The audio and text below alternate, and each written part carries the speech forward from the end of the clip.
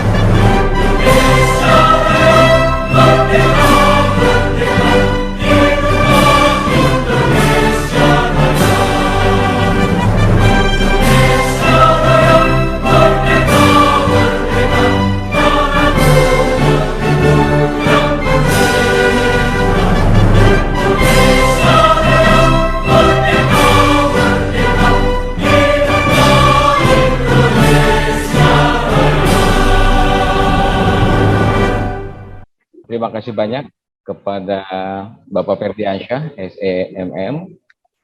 Beliau anggota Komisi 10 DPR RI. Terima kasih Bapak Ferdi yang sudah berkenan hadir bersama kami. Kemudian yang saya banggakan Profesor Gorky Setiring yang pada hari ini dan besok saya kira akan bertindak sebagai host untuk dialog with expert yang akan diadakan selama 2 hari, ya hari ini dan hari besok. Kemudian yang saya hormati, yang saya banggakan Profesor Tian Belawati.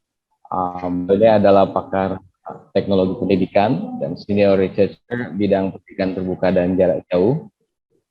Yang saya banggakan Pak Obed Sufosianto, kawan baik saya, kawan baik FKIP Universitas Terbuka, Senior Education Program Manager Microsoft Indonesia.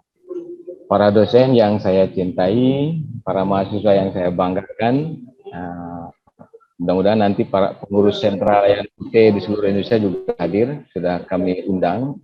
Kemudian para mahasiswa COP, GPIP, FKIP UT yang saya banggakan. Para hadirin sekalian, kegiatan dialog with expert untuk yang pertama ini dilaksanakan selama 2 hari, yaitu hari ini dan hari besok, sebagaimana tadi saya sampaikan. Nah, tema batch pertama ini adalah kebijakan rekognisi pembelajaran lampau atau kita kenal RPL dalam meningkatkan APK perguruan tinggi di Indonesia menuju Indonesia Emas.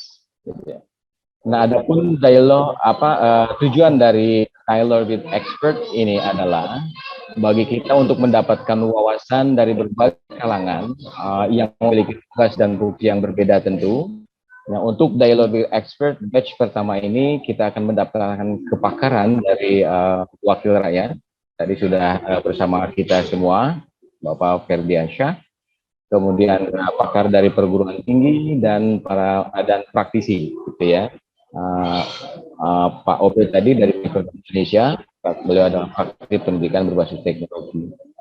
Nah, Pak Ferdi, saya ingat yang disampaikan Bapak, saya kira kemarin sore itu di acara ngopi seksi ya, bahwa seringkali para pelaku kebijakan pendidikan ini kurang intensif dalam melakukan pelibatan berbagai pihak dalam upaya merumuskan konten kebijakan, gitu ya. Jadi mudah-mudahan ini tidak terjadi di dialog with expert kali ini, karena tadi sudah saya sampaikan ini berasal dari kalangan, bahkan dari wakil rakyat pun hadir gitu ya bersama-sama kita semua.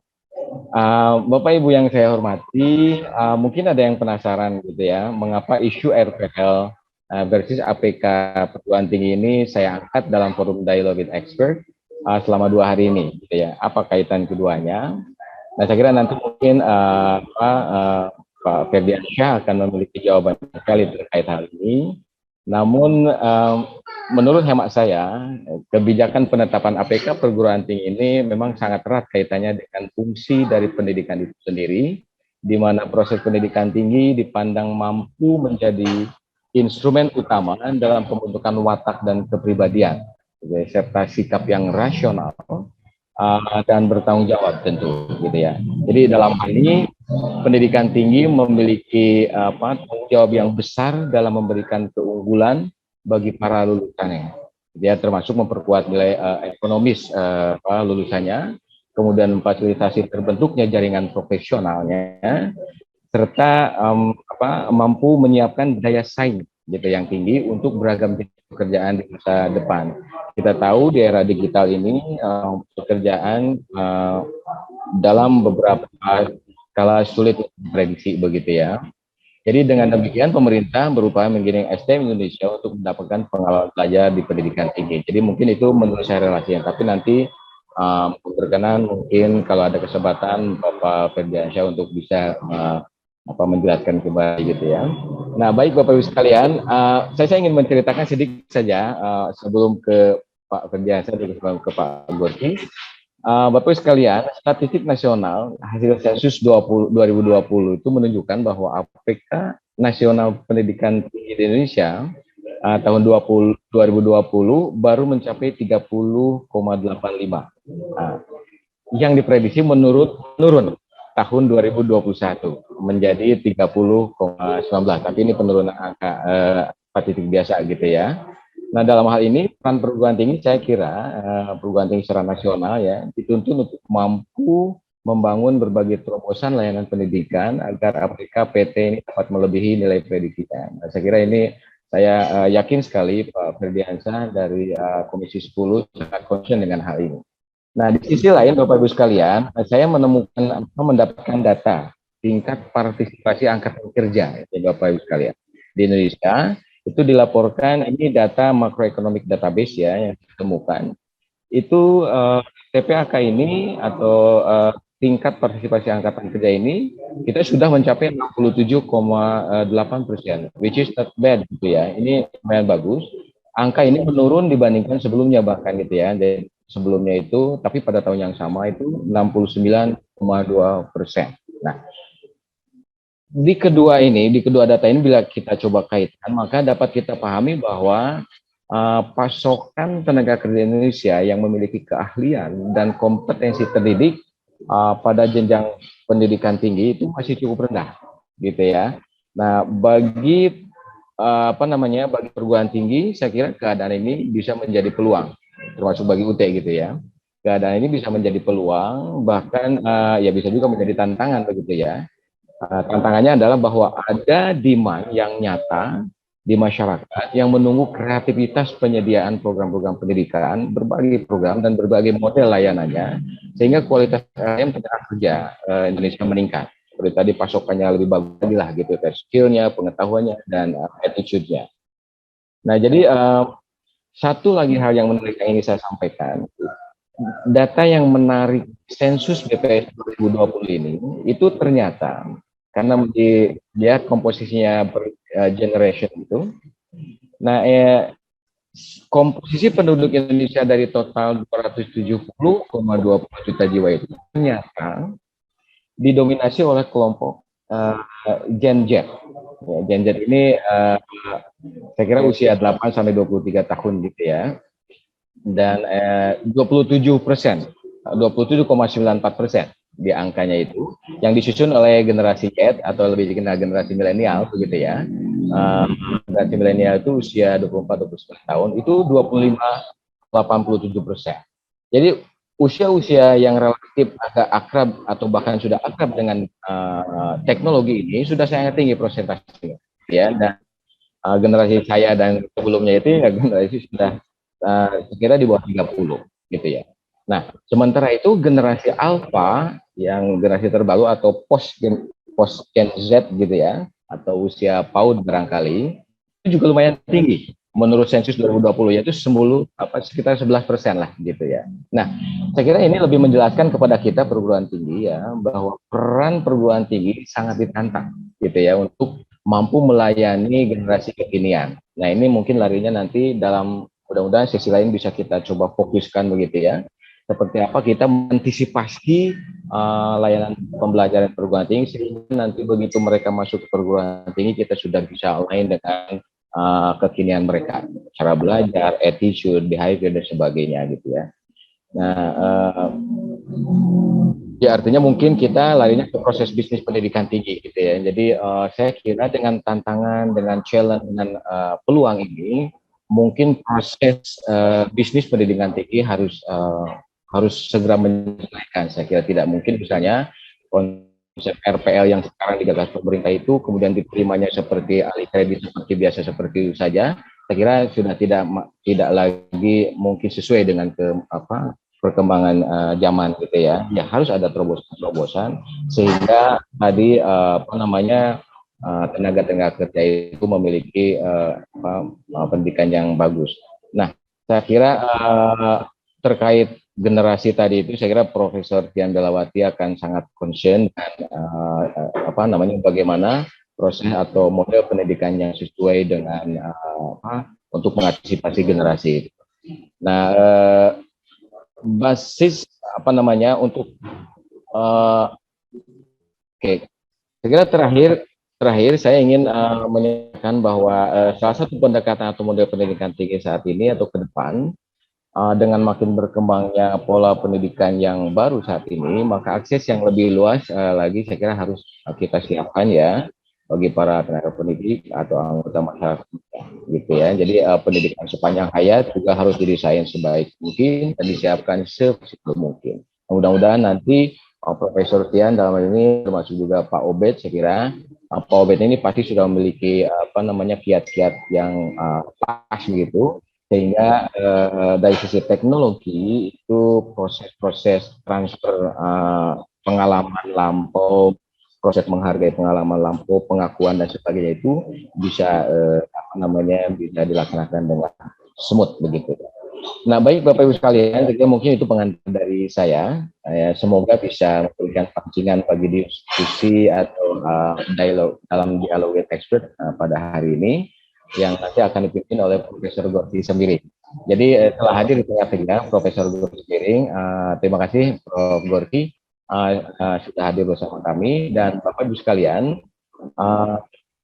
Kami selanjutnya saya akan serahkan kepada Prof. Gorky untuk memimpin acara dialog with expert ini. Terima kasih. Kami persilakan Prof. Gorky. Baik, terima kasih Profesor Udan, Bapak Ibu yang kami hormati, Sivitas Akademika Indonesia. Selamat bertemu, saya Gorky Sembiring yang akan bersama dengan teman-teman sekalian paling tidak 90 menit ke depan. Kita bangga pada hari ini kita akan menguliti ya, menguliti apa yang dimaksud atau apa yang telah disampaikan oleh Pak Udan. Nanti kita akan dengarkan melalui paparan dari Pak Ferdiansyah. Saya perlu sampaikan bahwa Pak Ferdiansyah ini adalah seorang anak muda. Anak muda ya. Muda usianya, tetapi kalau pemikirannya mah panjang. Karena beliau ini belum sampai umur 40, sudah di DPR dan pusat. Dan beliau ini juga banyak berkecimpung di FKPPI, AMPI, juga di AMPG, dan juga tentunya di Partai Golkar. Beliau ini adalah anggota Komisi 10 dari wilayah 11 Jawa Barat. Dan beliau ini dari fraksi Partai Golkar.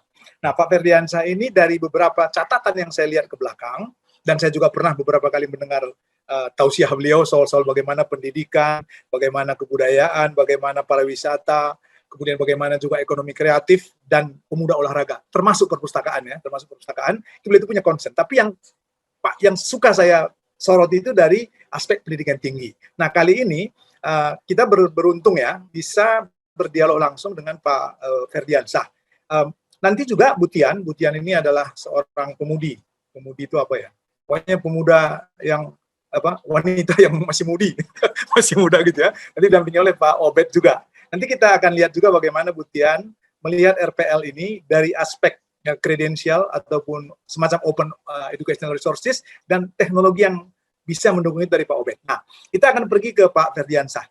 Dari uraian Pak Udan tadi, Pak Ferdi, saya punya feeling bahwa Pak itu sebenarnya salah satu pejuang ya di tanah air yang sangat concern dengan apa itu angkatan kerja yang berkualitas dalam rangka Indonesia Emas. Dan apa pula itu yang namanya pendidikan bagi mereka, tetapi terkait dengan angka partisipasi kita di pendidikan tinggi. Kalau saya misalnya mau mengorek pengalaman Bapak, bagaimana Bapak mendeskripsikan kepada kita bangsa Indonesia ini agar di saat Indonesia Emas itu nanti kita betul-betul sudah di depan, karena memang selain tenaga kerja kita yang sekarang banyak dalam tanda petik belum terdidik yang seharusnya, itu bisa dibuat kebijakannya atau terobosan-terobosan supaya menjadi anak-anak bangsa yang memang nanti berkarya, produktif, dan punya pendidikan. Dikaitkan dengan RPL. RPL itu kalau bahasa Inggris kan recognition prior to learning, kalau di bahasa Indonesia itu kan rekognisi pengalaman lampau. Pak Ferdiansyah, kami menunggu insight dari Bapak. Terima kasih. Silakan Pak Ferdi. Ya, mungkin sinyalnya. Ada gangguan kali. Ya. Kalau begitu gini, nanti saya akan kembali ke Pak Ferdi lagi. Mungkin Butian gitu. Ya, ada Butian dengan Pak Obed. Kita membayangkan, saya ke Butian dulu ya.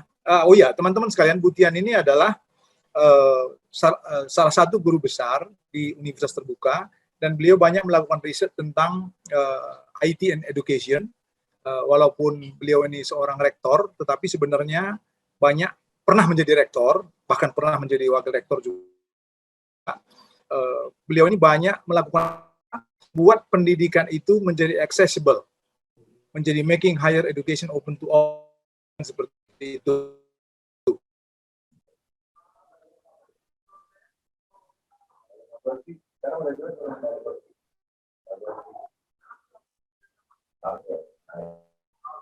Apa kabar dari usia dan beberapa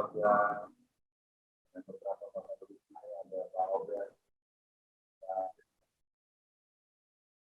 dan rencana dari undangnya manusia ini kaitan dengan tema provinsi pengalaman untuk dalam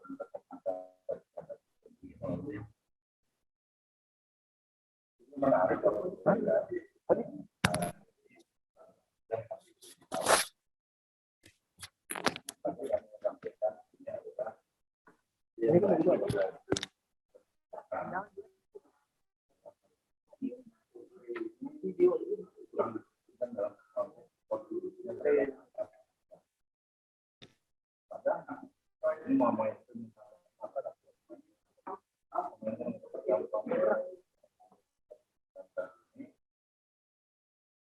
apalagi dalam kondisi pandemi COVID-19 ini.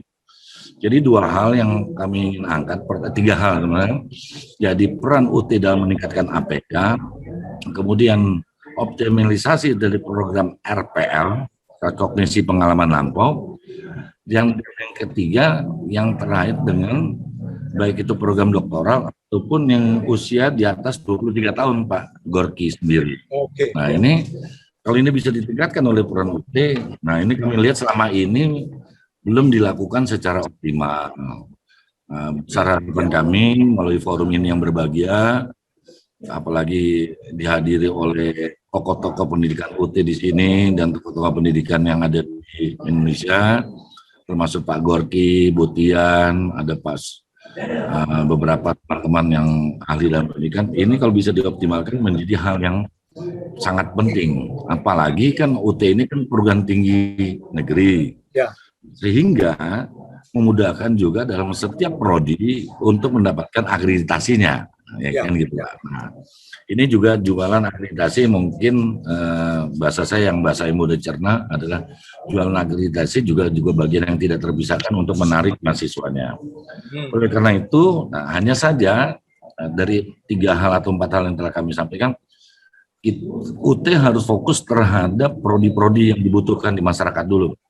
Saya ulangi, UT harus fokus terhadap prodi-prodi memang yang diperlukan oleh masyarakat. Memang kalau selama ini kalau kita lihat ada 10 program studi terbanyak di Indonesia, di antaranya manajemen, akuntansi, kebidanan, pendidikan agama Islam, teknik informatika, keperawatan, ilmu hukum, teknik sipil, sistem informasi, dan farmasi.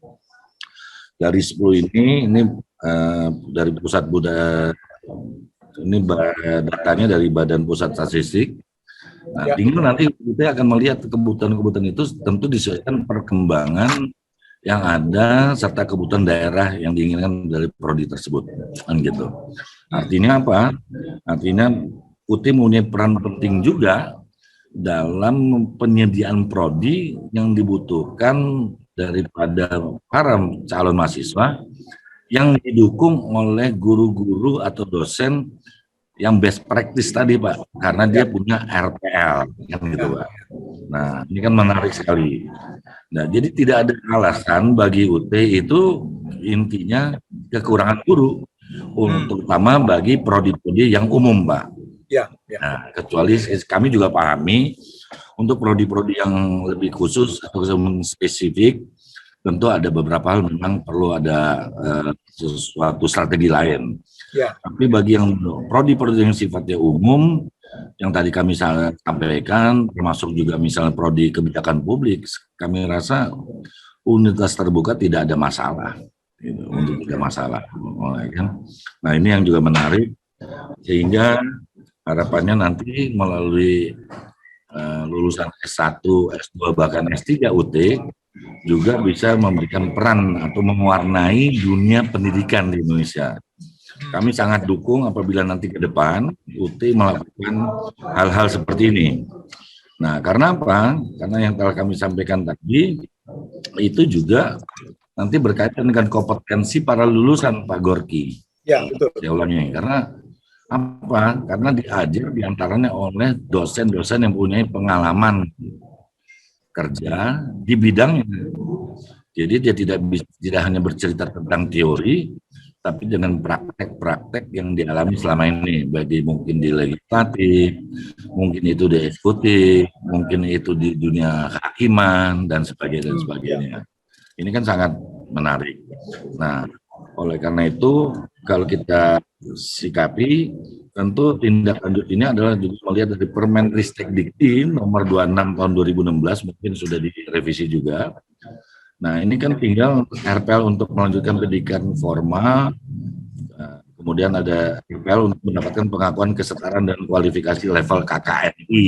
Nah, jadi ada dua hal Pak ya. Permenristek-Dikti nomor 26 tahun 2016, tapi emang ini harus ditinjau kembali apakah sudah ada revisi dari Permendikbud yang sudah direvisi.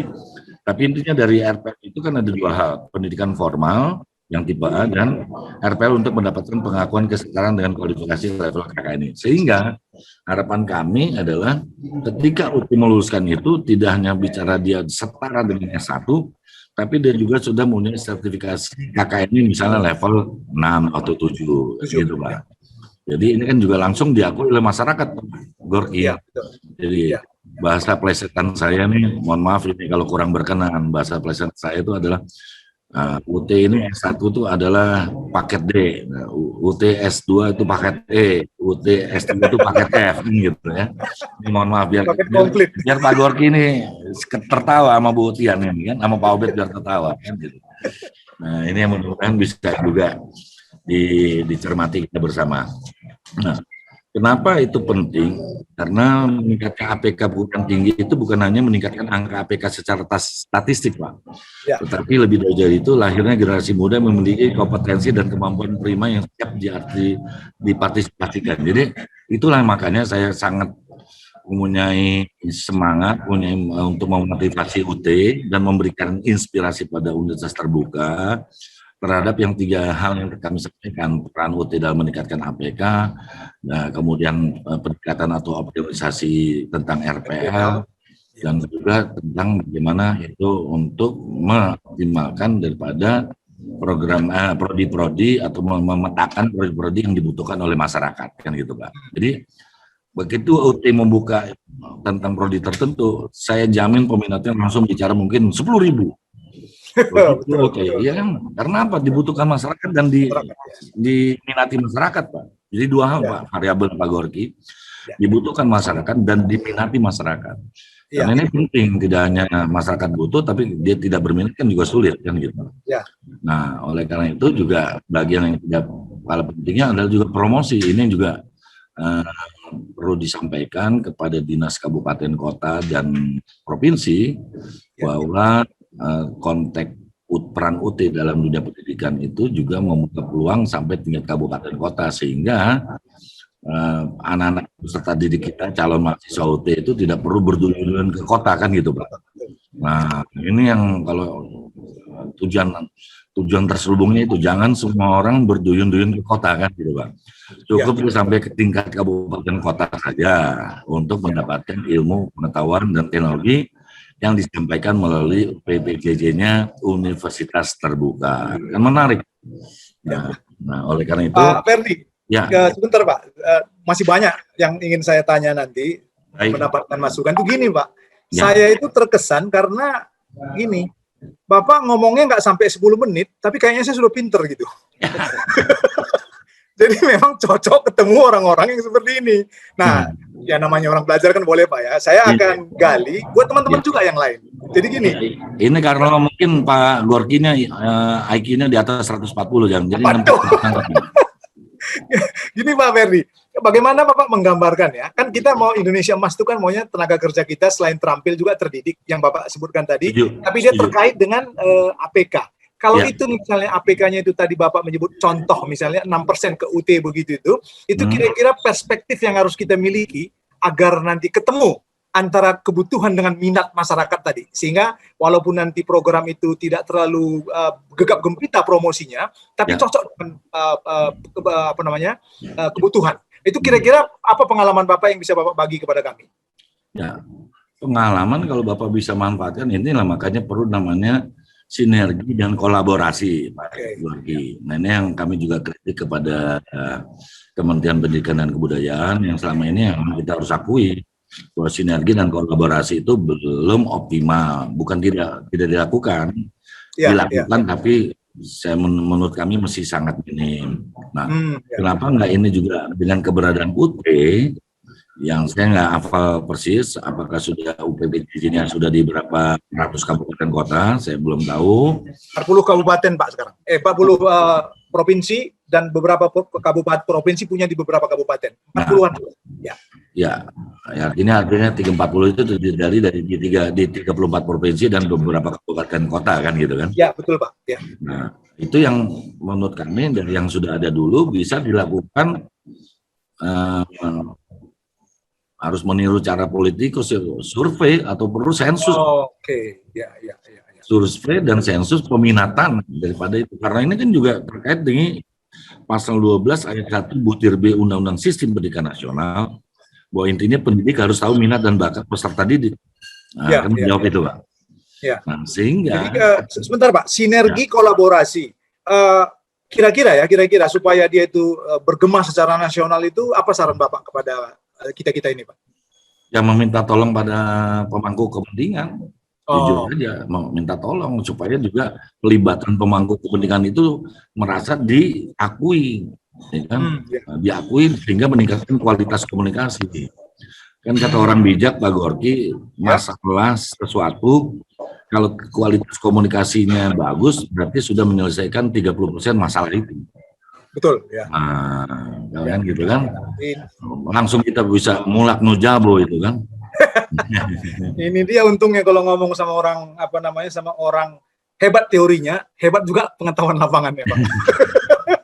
Dan kami juga bersedia, Pak, kalau diminta tolong secara resmi kami siap kan gitu. Artinya sinergi dan kolaborasi antara misalnya sebut saja UT dengan Komisi 10, kami siap untuk juga melakukan karena paling enggak pilot project, dan kami sebagai anggota maupun pribadi kami siap untuk melakukan itu bersama UT, Pak.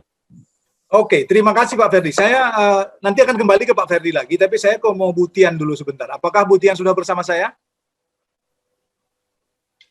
Ibu Tian, apakah sudah bersama saya? Ini sambil nunggu Butian, teman-teman biar tahu aja ya, Pak Ferdi ini usianya belum 40, udah anggota DPR pusat. Saya umur 40, kau udah umur 40 udah melanglang buana. Mukanya tetap muda, ini yang luar biasa ini. Nggak tahu saya, ini apa karena banyak uang, apa karena senang, Pak? Ya, karena suka main catur sama Pak Gorky dan teman. Kalau berdua memang ya harus main catur kita, Pak Ferdi. Oke, saya akan kutip beberapa keywords dari Pak Ferdi tadi, tapi mau saya tanyakan ke Butian.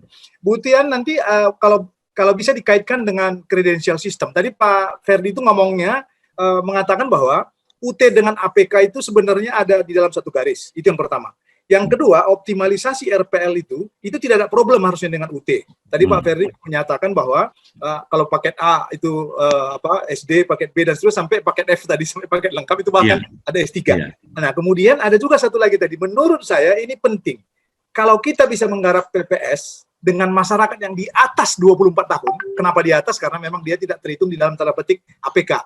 Nah, itu kira-kira kalau begini caranya Butian, orang Indonesia itu banyak sekali, kemudian teknologi, nanti Pak Obed cerita teknologinya, tapi dari segi kredensialnya, RPL ini dikaitkan dengan MUX, apa yang bisa kita intervensi supaya gagasan besar tadi bahwa kita itu mampu menyiapkan sumber daya generasi emas lah, katakan begitu, selain dia terampil juga punya pendidikan yang memadai atau bahkan lebih gitu. Butian silakan. Terima kasih Pak Gorky. Selamat siang Pak Ferdiansyah. Siang Bu. Jadi saya jawab kayaknya belum mendengar, belum connect tadi audionya. Jadi begini, saya mau balikin dulu ke konsepnya ya. Ya. Apa sih yang karena saya diberitahu yang ingin kita bicarakan ini kan terkait dengan fenomena yang sekarang sedang menjadi tren di dunia ya, tentang micro credential. Nah, sebetulnya apa sih masalah yang ingin di-tackle oleh micro credential ini? Kita tahu sebetulnya kalau di Indonesia program sertifikat gitu ya, program-program pendidikan pendek itu kan dari zaman dulu sudah ada gitu ya. Tapi mengapa dari luar negeri pun sudah ada, tapi mengapa kok isu micro credential ini sekarang menjadi menarik perhatian banyak orang? Nah, sebetulnya micro credential ini ingin menjawab satu purpose ya, utamanya ya, yaitu ingin menolong masyarakat yang supaya bisa menggunakan hasil belajarnya itu secara akumulatif dan tidak perlu menikmati hasil belajarnya itu sampai dia harus tamat dulu, misalnya S1 setelah 4 tahun, S2 setelah ditambah lagi 2 tahun dan sebagainya. On the other hand, dia juga mau menolong employers itu supaya bisa meng-hire pegawai dengan lebih baik sesuai dengan kompetensi yang harus diisi. Jadi bagaimana mempertemukan sumber daya manusia ini yang sudah memiliki kompetensi-kompetensi tertentu dengan calon employers yang sebetulnya membutuhkan tenaga kerja dengan kompetensi tertentu. Nah, kalau zaman dulu kan kita mesti menunggu dulu dia lulus sarjana ekonomi, dia lulus jadi insinyur, whatever gitu. Nah, sekarang bagaimana supaya tidak begitu? Nah, oleh karena itu muncullah konsep micro credential. Nah, karena itu tujuannya, maka sebetulnya titiknya itu bukan hanya di proses belajar yang terjadi ketika mengambil program-program micro untuk mendapatkan micro credential itu, tetapi di dalam assessment-nya. Jadi bagaimana sistem assessment dari micro credential programs ini bisa didesain dan juga desain itu bisa scalable, bisa digunakan untuk skala besar begitu ya, yang bisa menunjukkan kompetensi yang sudah dikuasai oleh orang yang mengikutinya itu. Sehingga kalau dibawa ke calon pemberi kerja tuh mereka udah bilang, oh oke, Gorky Sembiring ini dia udah pinter public speaking. Udah, jadi kenapa? Karena dia udah dapet micro credential dari katakanlah siapa gitu ya, penyelenggara program itu yang terkenal. Jadi di situ ada unsur rekognisi juga. Jadi semua orang bisa gitu membuat program yang katakanlah dalam tanda kutip program sertifikat lalu mengeluarkan micro credential. Tapi apakah micro credentialnya itu accepted? Oleh calon pemberi kerja. Nah, disitulah ya. Jadi memang harus ada kita itu membangun dulu ininya ya, institusi yang akan menyelenggarakan itu membangun dulu reputasinya. di dalam kompetensi-kompetensi yang nantinya kredensialnya itu akan kita berikan kepada itu. Nah, kalau tidak begitu, maka tidak ada value added-nya dari micro credentials itu. Nah, sekarang kalau kita kaitkan dengan RPL juga kan banyak format ya. Misalnya orang yang pernah kuliah 1, 2, 3 mata kuliah kita akui boleh alih kredit, itu sebetulnya juga RPL. Atau misalnya kalau pendekatan yang kompetensi based konsep yang lebih lama sebelum ada isu microcredential, orang yang sudah terlatih praktisi misalnya yang sudah sangat terlatih dalam melakukan marketing misalnya dia karena pernah kerja jadi marketing agent di suatu perusahaan besar selama berpuluh tahun, kemudian kita akui bahwa dia memiliki, dia bisa dibebaskan dari mata kuliah misalnya marketing 1, marketing 2, whatever. Itu kan juga RPL ya. Atau misalnya dalam konteks kita dulu, orang yang sudah punya ijazah D2, kita akui maka kita bebaskan sekian SKS, itu kan juga RPL. Jadi kalau kita bicara RPL, ini RPL yang mana yang mau kita bicarakan? Apakah RPL dari praktis yang kemudian kita beri kesetaraan, ini sesuai dengan KKRI kan begitu ya, sehingga dia itu bisa di-exempted untuk mata kuliah ini sekian SKS, ataukah RPL yang juga diambil dari dunia akademik, kemudian kita akui kreditnya, ataukah kita mau mencari program-program yang seperti Pak Ferdiansyah tadi katakan yang dibutuhkan masyarakat yang kita bisa paketkan dan kemudian kita bisa desain assessment-nya sehingga orang yang mendapatkan kredensial dari program microcredensial kita itu nanti bisa menggunakan sertifikatnya itu untuk melamar kerja gitu. Jadi ini ada multiple dimensi. Jadi yang mau dibicarakan ini yang mana? Nah, kalau terkait dengan APK dan kemudian mau kita kaitkan dengan RPL dalam the widest definition begitu ya. Misalnya kalau seseorang sudah mengambil MOOC dalam mata kuliah accounting 1 di katakanlah Coursera atau di Future Learn, lalu dia mau masuk ke UT tahu nggak mengakui kredit yang dia peroleh dari MOOC itu, ya kan? Sehingga dia nggak usah lagi ngambil mata kuliah itu, ya kan? Nah, kalau kita memiliki sistem seperti itu, kemudian banyak perguruan tinggi juga mengatakan bahwa kami mengakui hasil pembelajaran yang diperoleh dari MOOC yang terpercaya, misalnya gitu ya. Maka orang itu tidak harus selalu mengulang program bergelarnya itu dari nol. Nah, itulah yang mengapa saya dari mulai tahun 2015 mungkin ya di UT, itu saya mengatakan, yuk kita mulai menawarkan beberapa mata kuliah kita itu sebagai MOOC. Jadi ada beberapa tujuan itu di situ. Selain juga memberikan kesempatan kepada masyarakat to test the water, seperti apa sih sebenarnya namanya kuliah jarak jauh di UT, begitu kan? Di samping juga mungkin ada orang-orang yang saat ini saya sebenarnya cuma baru butuh untuk kompetensi itu, gitu kan? Nah, sehingga dia gitu, tapi kemudian dia mendapatkan katakanlah kalau mau pakai sertifikat ya sertifikat, kalau mau pakai badging system gitu kan, dapat badge gitu kan. Tetapi over the time mereka bisa mengakumulasikan apa yang sudah mereka ambil itu toward a degree program. Kalau itu dilakukan dan banyak orang yang mungkin dulunya tidak pernah sempat kuliah, maka itu berpotensi untuk meningkatkan APK. Itu pun kalau pemerintah mau memperluas rentang usia dari penghitungan APK itu. Nah, sekarang kan kalau APK kita hanya dihitung 1923. Maka kalau udah umur 23 tahun nggak dihitung dari APK. Padahal itu mahasiswa yang belajar juga gitu kan. Sehingga jadi ada beberapa, kalau kita kaitkan dengan APK itu agak sedikit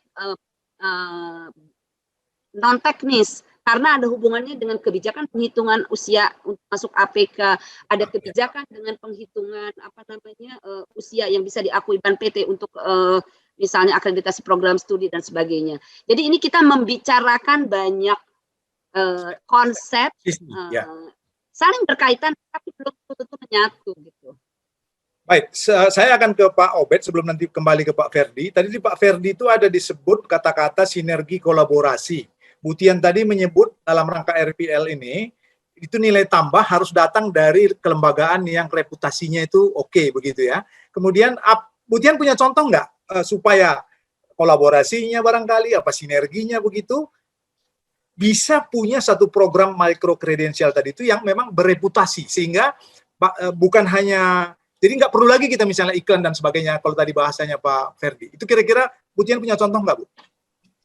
Ya kalau kita ambil dari yang lalu ya, sebelum istilah micro credential itu ada ya, misalnya Cisco, Microsoft ya, kemudian beberapa pengembang software itu sudah punya program-program jangka pendek bersertifikat yang banyak juga digunakan oleh fakultas-fakultas dengan program studi terkait itu menjadi supplementary.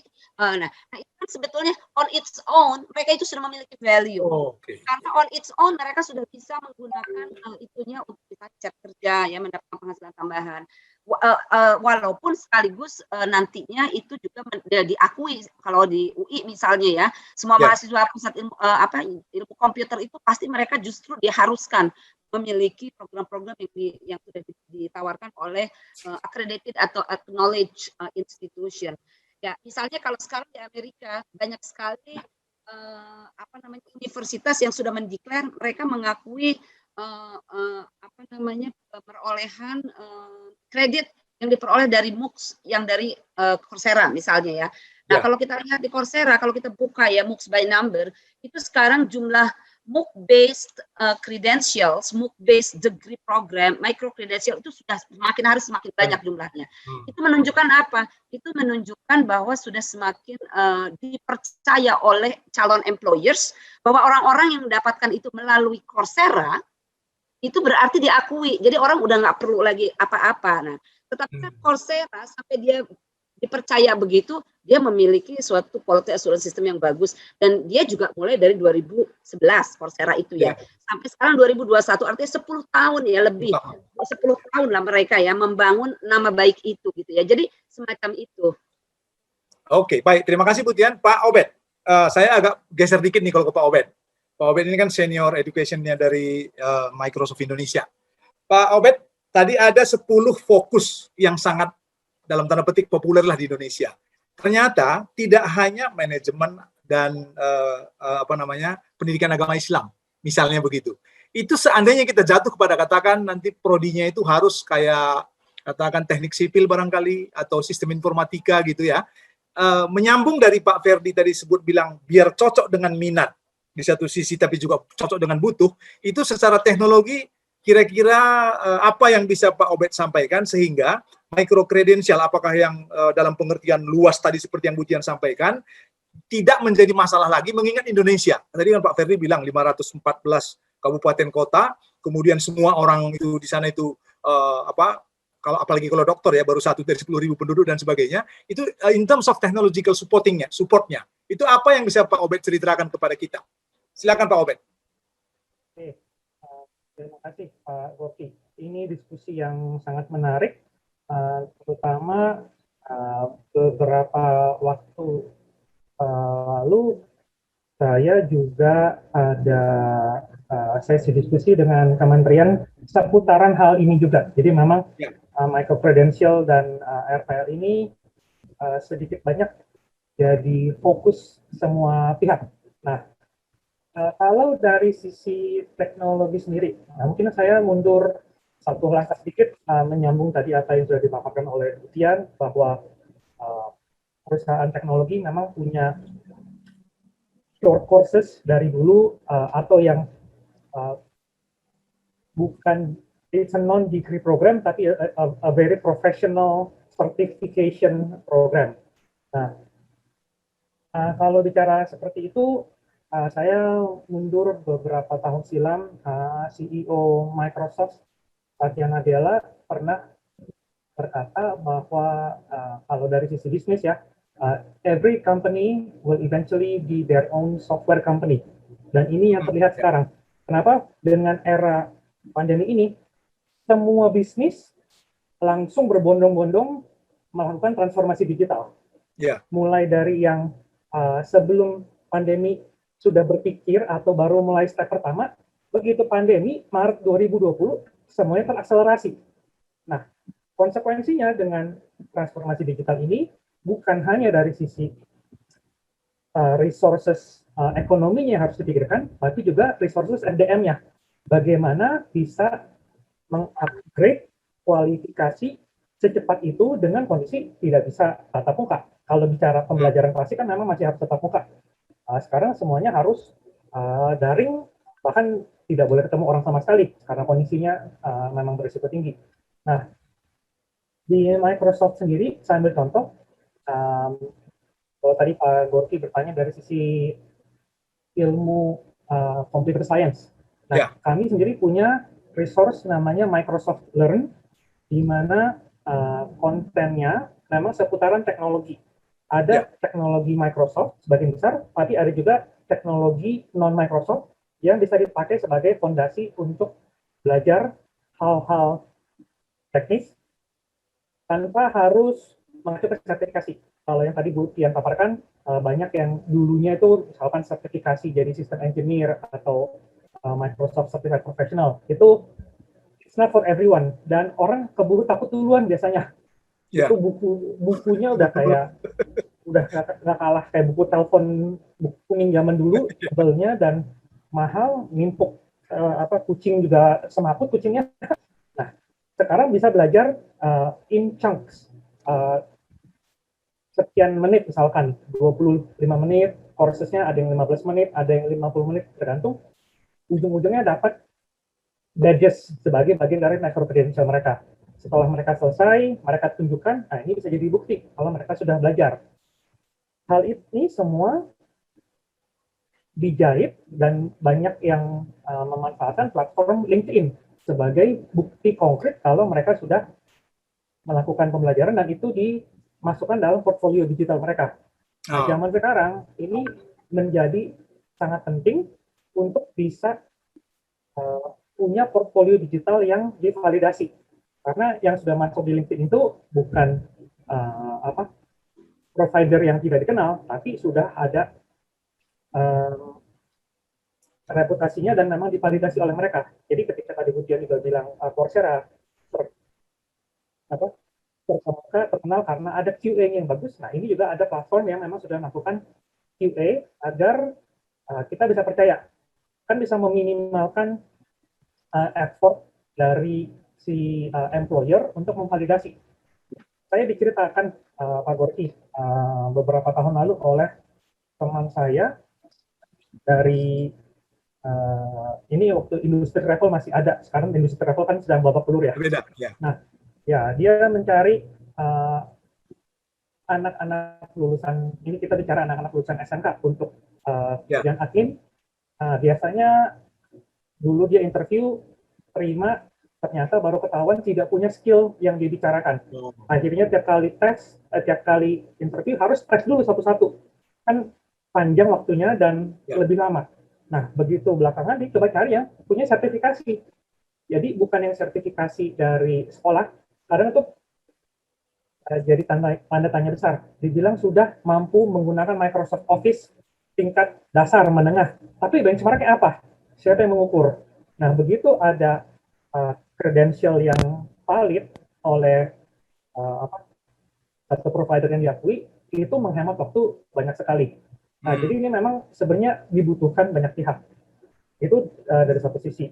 Nah, tadi juga kalau saya timpali sedikit apa yang dipaparkan oleh Pak Ferdi, nah ini tren di dunia sendiri. Jadi kalau saya ngomong tren di dunia, learning is a must, but getting a degree is not compulsory. Ini yang menarik. Jadi satu contoh, mungkin ini belum lama, kalau lihat-lihat di ini saya banyak baca berita, yang terkenal tuh Elon Musk, CEO Tesla. Pokoknya dia bilang, I don't need MBAs. MBAs are overrated kalau untuk di Tesla menurut dia. Jadi nggak penting. Nah, menariknya sendiri di Microsoft Corp di Seattle itu mereka bahkan menerima intern dari usia high school sekarang. Jadi bukan hanya university students, tapi non-university students pun bisa. Artinya apa? Selama anak-anak ini punya kompetensi, punya kemampuan, usia itu tidak jadi masalah sekarang. Nah, ini menjadi tantangan kalau saya lihat pribadi untuk para lembaga penyedia pendidikan tinggi di dalam negeri. How do you keep yourself relevant? How do you keep yourself up to date? Dalam arti saya di dunia teknologi, saya sendiri jujur ngos-ngosan sekarang mengejar kecepatan update diri dengan teknologi yang baru. Nah, saya tidak meremehkan teman-teman di perguruan tinggi, tapi umumnya biasanya kecepatan akademik itu tidak bisa secepat di industri. Nah, jadi ini jadi tantangan besar. Bagaimana bisa menjembatani supaya tetap bisa menelurkan graduates that are industry ready. Kalau tidak, ini kan menjadi sesuatu yang dalam tanda petik, juga sih obsolete ya, dianggap tidak perlu. Why do I need to go to university, spend 4 years kalau buat bachelor's atau master's 2 tahun, bayar jumlah uang, ujung-ujungnya belum tentu dipakai. Tapi kalau saya misalkan invest 2 bulan belajar, dapat sertifikasi, ini malah nilai saya lebih tinggi. Nah, ini kan jadi tantangan nih, bagaimana menjahit supaya juga bisa meningkatkan APK. Itu kalau dari pandangan saya. Ya, oke. Pak Ferdi, saya kembali ke Bapak. Ada pertanyaan, tapi nanti pertanyaan ini dari audiensnya kita juga. Paling tidak sementara ini ada micro credential yang dikaitkan dengan RPL dalam tanda petik, katakan program gelar. Ada barangkali yang ekstrimnya di sini sertifikasi untuk dalam tanda petik yang simple begitu, dan ada yang di tengah-tengah. Jadi kita anggap seperti itu. Nah, ini ada satu pertanyaan begini Pak Ferdi. Apakah akan ada atau bisakah diusulkan kebijakan kepada pemerintah terkait dengan pengakuan terhadap RPL tapi untuk jenjang S2 dan S3, paket E sama paket F lah kira-kira kalau gitunya. Itu apa pendapat Bapak tentang kalau itu program gelar? Nanti saya tanya berikutnya lagi kalau yang bukan harus program gelar seperti itu. Silakan Pak Ferdi. Terima kasih Pak Gorgi. Yang pertama saya sependapat dengan Ibu Ian Milawati dan juga tadi pemikiran dari Pak Obert, informasi yang disampaikan Pak Obert. Yang berkaitan dengan ujian itu nanti kaitannya justru kita membuat nanti mengarah untuk pembuatan peta jalan dalam dunia pendidikan tinggi. Mana yang sekarang dibutuhkan? Kalau sekarang dibutuhkan dalam target bicara S1 plus best practice supaya dia dalam dunia kerja langsung bisa dipakai, tentu itu kita dahulukan dulu Pak Loki. Yang kedua adalah tahapan-tahapan yang disampaikan oleh Ibu Tian tadi. Mereka juga tadi RPL dan juga APK. APK kan yang diakui dalam 1923. Kita minta kepada pemerintah sebagai UT. Jadi peran UT di sini juga kan sebagai peran 1923, tapi 23 ke atas. Nah, ini yang maksud sama sebagai juga politik bargaining keberadaan UT, eksistensi UT dalam hal menunjang pendidikan tinggi. Nah, jadi tidak begitu saja dia terkungkung dengan APK yang standar ya 19 sampai 23, tapi juga APK terhadap yang di atas 23. Nah, ini kan harus diakui juga dong. Kalau enggak nanti buat apa ada UT? Nanti saya akan menanyakan itu juga pada pemerintah, ya kan? Nah, itu yang kedua. Yang ketiga terkait dengan sinergi dan kolaborasi, tentu saya sangat juga setuju yang disampaikan Bu Tian dan juga Pak Obert. Tentu kita lihat dudinya ini bisa mengarah ke mana kan gitu. Yang dibutuhkan dudi itu seperti apa. Nah, konteks tadi mengenai kolaborasi, menurut kami lebih baik itu including saja Pak Gorki. Jadi artinya mahasiswa UT itu sudah mendapatkan, begitu beliau lulus mendapat 2 hal. Yang pertama namanya ijazah S1, yang kedua adalah keterampilan yang dimiliki yang bisa dituliskan SKKNI kan gitu. Karena apa? Karena dilatih oleh namanya best practice ataupun di dosen-dosennya atau tutorialnya adalah best practice yang memang menjadi kebutuhan di masyarakat yang diperlukan. Yang terakhir Pak, memang kalau tadi terkait dengan Pak Obet, itu kan memang secara internasional. Saya coba yang kedua lihat dulu inward looking yang seperti apa dulu. Jadi kita butuh atau kita penuhi dulu yang inward looking sambil kita menangkap untuk beberapa tahun ke depan, akhirnya UT juga bisa menjawab yang outward looking, kan gitu. Nah ini kan juga menarik. Tadi yang disampaikan oleh Obed kan makanya oleh karena itu kami untuk mengajak bersama-sama kita untuk berpikir dan merenungkan, nanti kita usulkan kepada Kementerian Pendidikan dan Kebudayaan yang sedikit, yang sebenarnya agak sedikit out of the box, supaya juga ada terobosan. Kalau enggak nanti bisnis as usual aja seperti sekarang kan gitu kan. Nah ini harapan-harapan seperti kami, dan saya apresiasi sekali yang disampaikan Bu Tian, Belawati dan Pak. Tapi memang kaitan yang disampaikan itu kita tentu dikaitkan dengan, memang tadi yang presentasi saya belum selesai, yaitu mengenai roadmap atau peta jalan dalam dunia pendidikan tinggi. Terakhir Pak, nah, memang tadi disinggung misalnya pada jenjang yang lebih tinggi dalam bentuk pengurangan jumlah SKS, transfer kredit atau pembebasan sebagian SKS mata kuliah tertentu exemption, kan bisa juga kan. Nah, misalnya saya sudah mau kuliah lagi, tapi karena sudah mata kuliahnya bisa diakui. Nah, tadi pertanyaan Bu Tian saya sangat appreciate. Nah, masalahnya diakui nggak? Nah, untuk mengakui kan ada dua hal yang sederhana saja. Kuliahnya ketika itu masuk Isdikti nggak terakreditasi di luar. Misalnya kalau bicara dari lulusan luar. Yang kedua, dia ketika disetarakan dengan, karena bisa diterima, karena dulu istilahnya bahasa Belandanya Pagor gitu, unfullen. Unfullen ya. Ya, unfullen ini diakui nggak kan gitu kan? Ya. Itu kan soal yang kedua. Jadi dua hal ini saja. Kalau itu biasanya kalau kita menyalakan kesetaraan kan diakreditasi nggak oleh di perguruan tinggi di luar negeri tersebut. Misalnya kalau bicara luar negeri. Yang kedua, diakui nggak? Kalau bicara di Indonesia, tentu passing grade-nya nggak boleh di bawah UT. Misalnya, ya saya tidak elok kalau menyampaikan hal ini di forum ini kan. Intinya passing grade-nya jangan yang di bawah UT kan gitu. Pasti ya harus mau nggak mau UT juga harus mengakui kalau yang menyampaikan misalnya pindahan dari sebuah PTN besar, saya tidak nyebut besar itu siapa, pindah ke UT, masa UT nggak terima kan gitu kan. Asal cocok dengan prodinya dan cocok untuk katakanlah diakui SKS tertentunya kan gitu. Jadi itu ya. Dan terus yang tadi disampaikan Pak Gorky, memang perlu perumusan yang lebih detail, lebih rinci, supaya ke depan hal-hal seperti ini tidak menjadi sebuah hal perdebatan lagi. Perdebatannya artinya sudah mengerucut pada posisi mana di kabupaten mana yang cocok, di mana dan di mana saja yang juga kepala daerahnya. Nah ini juga menyangkut Pak, kepala daerahnya dan masyarakatnya punya komitmen.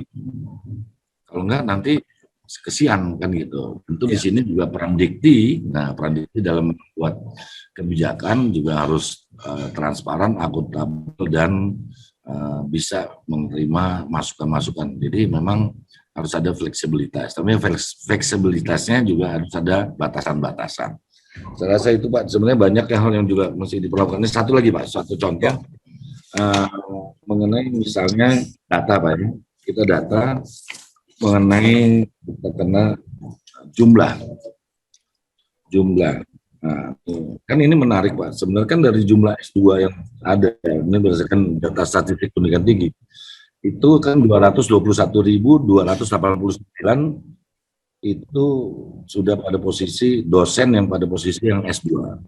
Ya. Nah ini kan kalau diisi dilengkapi oleh UT dengan program apalagi RT tadi makin banyak lagi, sehingga itu yang dari awal kami utarakan sebenarnya sudah diminimalkan masalah terhadap prodi-prodi tertentu yang katanya kekurangan dosen. Udah nggak ada lagi istilah itu seyogyanya gitu. Jadi itu yang harapan kami depan juga menjawab yang bisa peran dan fungsi yang dilakukan UT dalam hal untuk bisa lebih berperan dan lebih nyata dan terukur. Terakhir terukur Pak. Ya. Jadi misalnya dari S2, dosen S2, S3, maka UT menyumbang misalnya untuk S2 10%, S3 3%.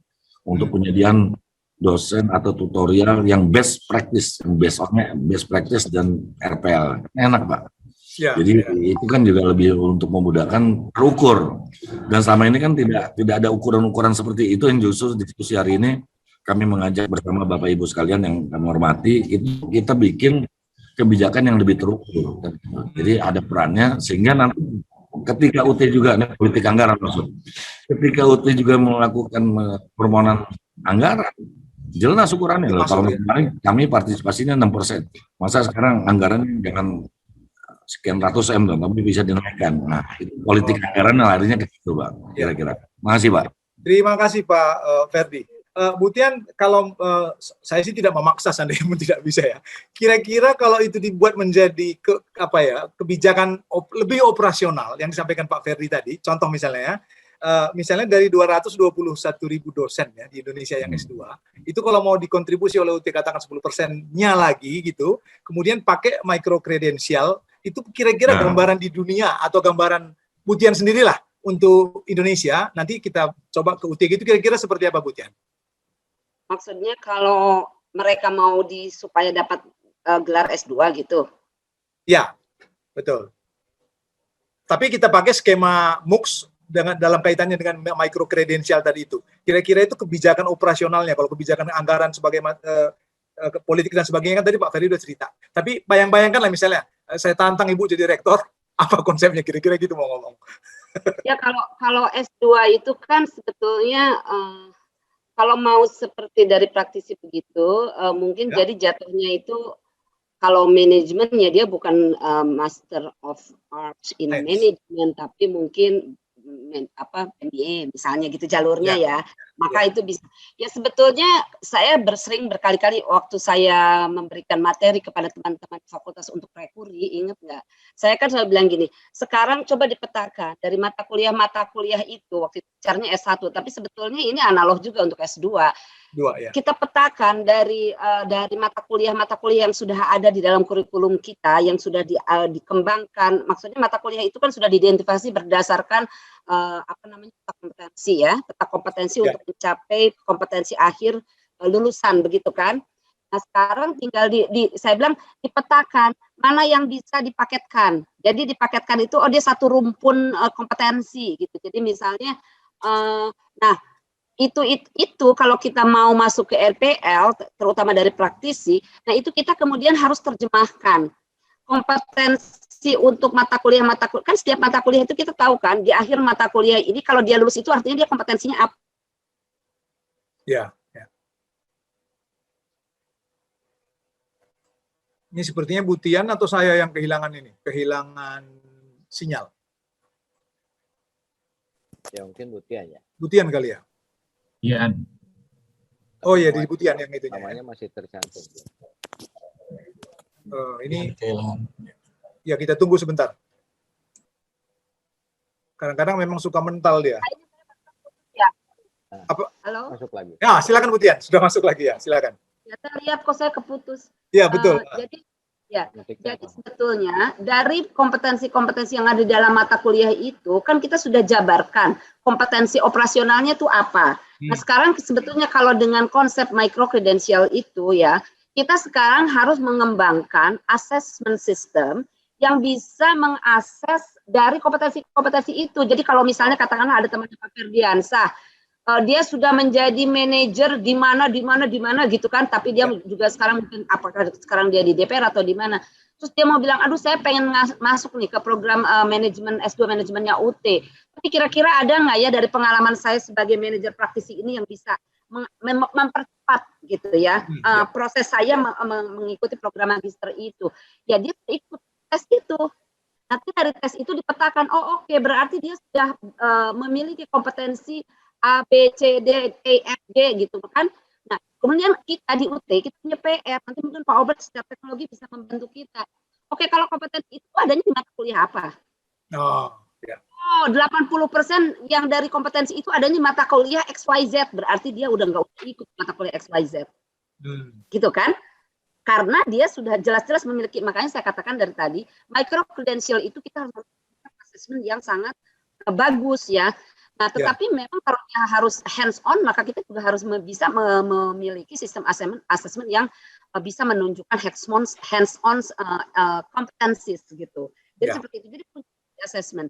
Jadi kalau kita mau mengakselerasi program-program seperti itu untuk bisa memperbanyak orang bisa mendapatkan kesempatan masuk ke program magister kita, maka kita punya PR, yaitu kita mengembangkan asesmen yang bisa mengukur orang itu sudah memiliki kompetensi apa dari RPL-nya, dari pembelajaran lampaunya dia. Pembelajaran lampaunya dia itu ya bisa dari memang secara akademik dia pernah menempuh itu, atau dia pernah menjadi praktisi di bidang itu, atau RPL itu kan banyak dimensinya gitu ya. Nah, itu nanti kita bikin kebijakan. Oke, kalau misalnya dia dari praktisi, berarti dia toleransinya harus lulusnya misalnya 80% ke atas. Tapi kalau misalnya dia dari akademik juga, oh berarti dia harus lulusnya dari program studi yang begini, yang dapat izin dikti, yang akreditasinya A, kemudian perguruan tingginya juga berakreditasi B atau A atau apa gitu loh. Jadi seperti itu. Jadi itu bisa dilakukan. Tapi sebenarnya concern saya, mumpung ada Pak Ferdiansa, boleh ya, Pak Oki. Pak Ferdiansa masih on ya? Sangat Bu, sangat on Bu. Masih sangat on Bu. Nah, di Komisi 10. Jadi saya itu Pak Ferdiansa udah berkali-kali berkata ke beberapa rapat di Kemdikbud juga ya. Jadi sebetulnya kalau mau mengakselerasi pencerdasan orang, ya, saya tidak mengatakan angka partisipasi ya Pak, tetapi akses kepada ilmu pengetahuan, ya, itu saya kira DPR harus mempush pemerintah supaya membuat kebijakan bahwa seluruh produk ilmu pengetahuan yang dibiayai oleh APBN itu harus mengadopsi lisensi terbuka. Lisensi terbuka itu artinya dia menjadi open content. Open content itu artinya apa? Nggak boleh. Jadi dia harus diupload di internet dan semua orang harus bisa mengakses itu for free. Bukan berarti nggak boleh dicetak dan dijual, bukan ya Pak Ferdi. Tetapi misalnya seseorang menghasilkan buku itu harus mengadopsi lisensi terbuka sehingga orang bisa baca buku itu tanpa beli buku itu. Dan dia bisa menggunakan buku itu juga untuk disebarkannya kepada orang lain. Jadi dia menjadi snowball. Jadi ilmu pengetahuan itu berkembang, nggak berhenti di satu klaster orang saja. Itu nomor satu. Dan itu nomor satu ya. Itu menurut saya sangat mudah bagi DPR dan pemerintah untuk mengakselerasi pencerdasan manusia itu hanya dengan mengadopsi itu. Karena dengan mengadopsi itu kita mendidik orang supaya tidak plagiat, tetapi dia punya akses terhadap konten yang bermutu, yang dibiayai oleh APBN, hasilan ilmu pengetahuannya itu. Saya kira itu sangat basic dari penerjemahan bahwa pendidikan adalah hak setiap warga negara, Pak Ferdi ya. Nah, kalau pemerintah betul-betul mau mengejawantahkan artikel itu, pasal itu, that is it. Make all government or APBN funded menjadi open license. Itu saya kira udah yang akan paling cepat.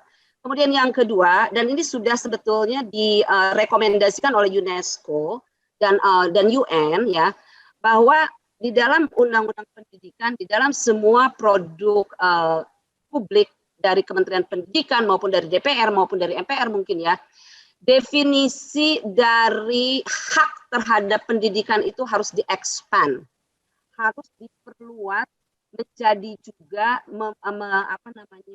mengembed atau mengandung juga hak terhadap internet connectivity.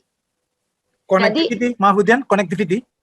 Ya, internet connectivity. Yeah. Karena tanpa internet connectivity, berbagai sumber pembelajaran di era digital ini maka tidak akan bisa diakses. Oleh karena itu, hal kedua selain tadi lisensi terbuka dari pengejawantahan UUD 45 pasal 33 itu adalah definisi hak terhadap pendidikan itu harus diperluas menjadi mengandung juga hak terhadap internet connectivity. Akses internet itu menjadi bagian daripada akses pendidikan. Dan ini khusus poin ini sudah menjadi rekomendasi ketiga dari UNESCO dan dari UN yang terakhir. Tahun 2020 itu baru diluncurkan. Jadi saya kira, dan ini sangat strategik, sangat politik, ya, sangat politis, dan tidak bisa ini diterapkan hanya oleh institusi perguruan tinggi, tapi ini harus oleh the highest level of commitment. Jadi dari DPR, dari Undang-Undang Dasar, dari Undang-Undang Pendidikan, dari Kementerian Pendidikan. Nah, saya kira Pak Ferdiansa orang yang pas banget karena ada di Komisi Pendidikan untuk menyuarakan ini Pak kepada teman-teman di DPR. Supaya karena Pak Nadiem, saya lihat Pak Nadiem itu banyak sekali pemikiran yang out of the box yang oleh menteri-menteri terdahulu itu tidak terpikir ya, and I admire him very much untuk segala terobosannya. Pak Nadiem, kalau di push ini, saya yakin dia akan sangat responsif. Cuma mungkin konsep itu belum pernah masuk ke Pak Nadiem, belum pernah ada yang menyampaikan. Mungkin itu Pak, mumpung ada Pak Ferdi nih. Iya, Pak Ferdi itu kan penyambung lidah rakyat. Kalau sementara ini yang saya tahu selalu sampai yang saya tahu. Bahwa mungkin ada yang cepat, ada yang lambat, itu tergantung push ya. Resonansi. Sebelum saya ke Pak Obed, silakan Pak Ferdi, mungkin ada resonansi terhadap Butian itu tadi. Saran yang pasti saran namanya Butian yang tadi sangat brilian kami terima. Tapi Butian kami sudah ada yang melakukan terkait dengan kami juga sudah membuat namanya Panja PJJ, pembelajaran jarak jauh. Dan itu salah satunya bicara interconnectivity dari internet itu sudah kami sampaikan di hasil Panja. Nah tinggal ini Mas Nadiemnya mau roadshow nggak ke Kementerian Info, mau roadshow nggak ke kementerian-kementerian lain kan gitu. Karena kan kami kan bukan pelaksana, kan kami eksekutif. Iya betul. Nah ini sudah. Kenapa? Bisa menekan. Ya, menekan sejauh mana ada namanya political will dari Mas Nadiem sendiri mau nggak kan gitu. Ya. Tapi saya udah berulang kali menyampaikan beberapa hal yang termasuk yang di luar yang disampaikan Bu Tian tadi, yaitu banyak hal ya, banyak hal termasuk peta jalan, termasuk juga slogan-slogan Merdeka Belajar, Kampus Merdeka, itu kan juga saya bilang tolong dikasih namanya naskah akademiknya, tolong dikasih namanya tulisan-tulisan penelitiannya kan gitu, dan yang paling utama dasar hukumnya, yang supaya kita menganggarkan punya dasar. Wah, ini kenapa saya kasih duit 110 miliar? Karena berdasarkan undang-undang sekian, pasal sekian, yang tadi yang disampaikan Bu Tian. Kenapa kita kasih 50 miliar? Misalnya dari peraturan pemerintah, pasal sekian, ayat sekian. Jadi jelas. Gitu. Tapi saya siap dari tiga hal tadi, yang sudah catat dan ingat sekali. Dan terima kasih Bu Tian dan selalu mengingatkan kepada kami akan mengulangi kembali karena ini juga namanya perjuangan kan tidak selesai sekali Pak Gorky kan, harus berulang kali kan. Nah gitu supaya nanti kami mengulangi kembali baik itu melalui forum-forum formal maupun forum-forum seperti sekarang bahkan lewat media publik yang akan kami sampaikan lebih jauh aspirasi yang Ibu Tian sampaikan kepada kami. Terima kasih Bu Tian. Ya. Nanti kalau perlu penekan eksternal yang netral, ada Butian, Pak. Oh ya, siap. Kalau Butian yang ngomong itu kan dia bukan politisi, pegawai negeri, misalnya begitu, tapi juga punya pandangan lain, bukan pandangan lain, punya pengalaman lain yang dari luar begitu. Jadi bisa dipakailah ide-idenya Butian, termasuk nanti kalau perlu berbaris, saya ngikut di belakangnya, Pak. Ya, sangat. Saya lihat dari diskusi beberapa menit dengan Butian, saya bilang ini kayaknya bagian daripada perempuan yang perlu kita rangkul untuk membicarakan pendidikan masa depan. Betul, ya. Baik. Terima kasih Pak Ferdi. Pak Obed, ini ada pertanyaan teknis. Ada dua pertanyaan teknisnya itu. Yang pertama dari Bu Dewi Yulia. Tapi nanti pertanyaan saya masih ada tambahannya Pak Obed ya. Bagaimana Bapak menggambarkan dukungan teknologi untuk sistem kredensial itu? Itu dari pertanyaan dari Bu Dewi Yulia. Kemudian ada dari Pak Dodi. Di tempat Bapak itu, maksudnya swasta gitu ya, kan tidak terlalu mempersoalkan apakah APK itu 1923 atau berapa begitu. Itu treatment yang seperti itu atau perlakuan apa yang Bapak lakukan di tempat yang bukan perguruan tinggi gitu, yang barangkali bisa kami dalam tanda petik tiru supaya nanti itu bisa dimasukkan ke sistem kalau dia itu universitas. Silakan Pak Obed. Pertanyaan teknis yang menarik juga ya.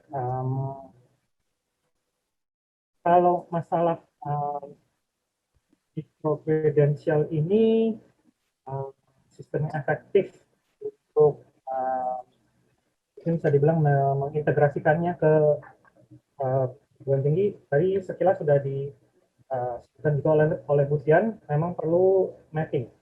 Ya. Tantangannya dengan micro-credential ini adalah kecenderungannya materinya berkembang super cepat sekali.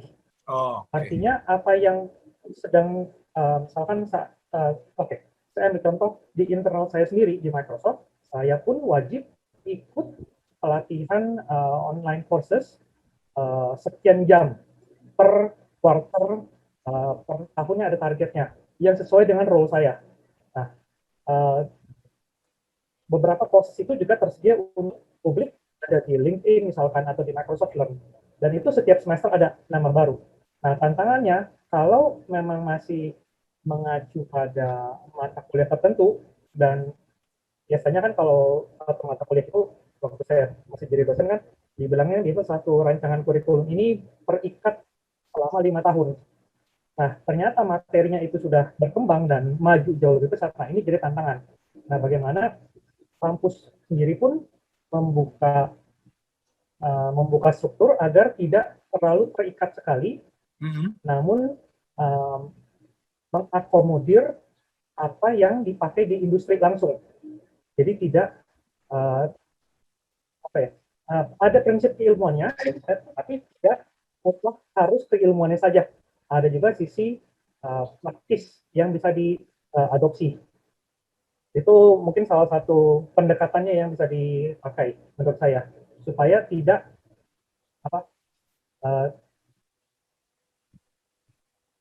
tidak branded satu industri saja, tapi juga bisa masuk dari industri-industri lain. Nah, berikutnya ini pertanyaan berikutnya.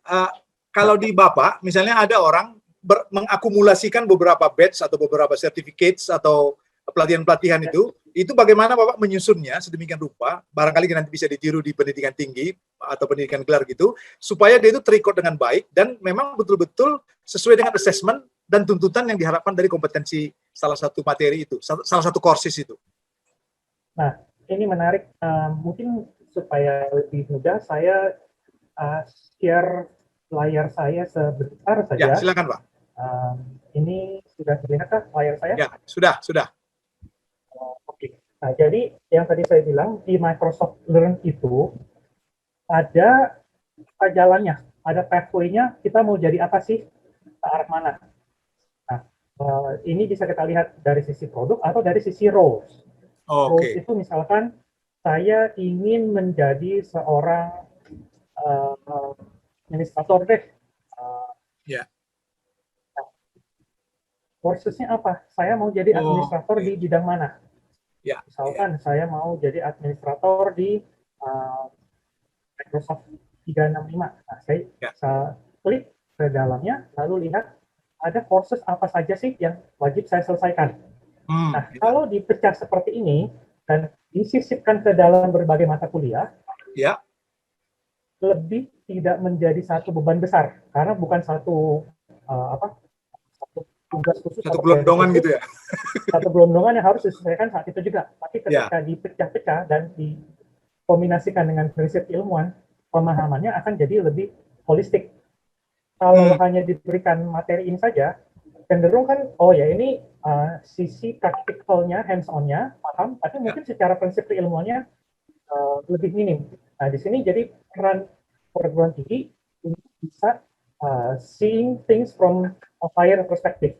Jadi jangan bicara di level operasional, let this be the role of industry. Karena ini yang kami sediakan secara masif, secara massal untuk seluruh institusi, untuk berbagai jenjang pula. Jadi tidak mesti turun se-teknis itu, namun ketika bicara apakah lulusan UT misalkan sudah siap sampai ke level teknis, bisa. Kalau mereka sudah diarahkan ke sini, artinya bisa saja syarat kelulusan mata kuliah mereka harus sampai ke arah ujian sertifikasi agar mampu bersaing di industri. Nah, itu ini maaf Pak Obed, ini kan tadi Bapak memilihnya simulasinya kan administrator. Katakan saya pindah misalnya ke technicalities yang lain, itu akan terrecord dengan baik dan itu bisa tetap diakui sebagai satu satuan pada saat ada orang mau klaim. Bisa, karena di sini tadi saya belum sign in, kita punya profil masing-masing. Jadi saya bisa punya profil, ini kebetulan tadi saya sudah login, masuk sebentar untuk kita. Nah, kalau sudah ada, nanti saya bisa tunjukkan profil saya Ya. Saya punya Apa-apa saja gitu ya? yes, apa Oh. saja yang sudah saya selesaikan supaya nantinya bisa jadi transkrip gitu. Ya. Nah, itu kan yang menjadi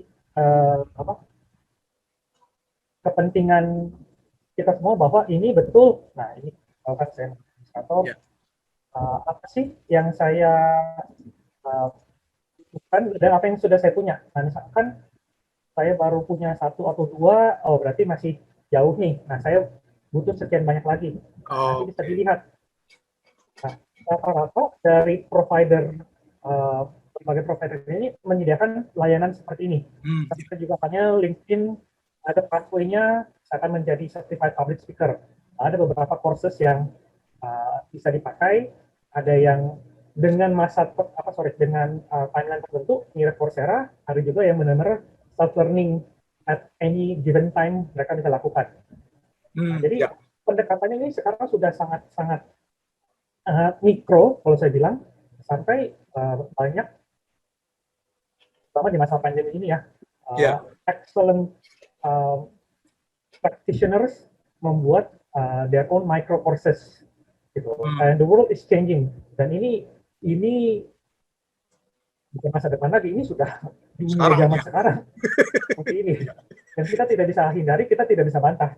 This is what's happening nowadays. Jadi ya, moving forward, tantangannya adalah bagaimana perguruan tinggi bisa memanfaatkan layanan-layanan yang sudah tersedia ini menjadi bagian dari mata kuliahnya atau menjadi bagian dari layanannya to stay relevant.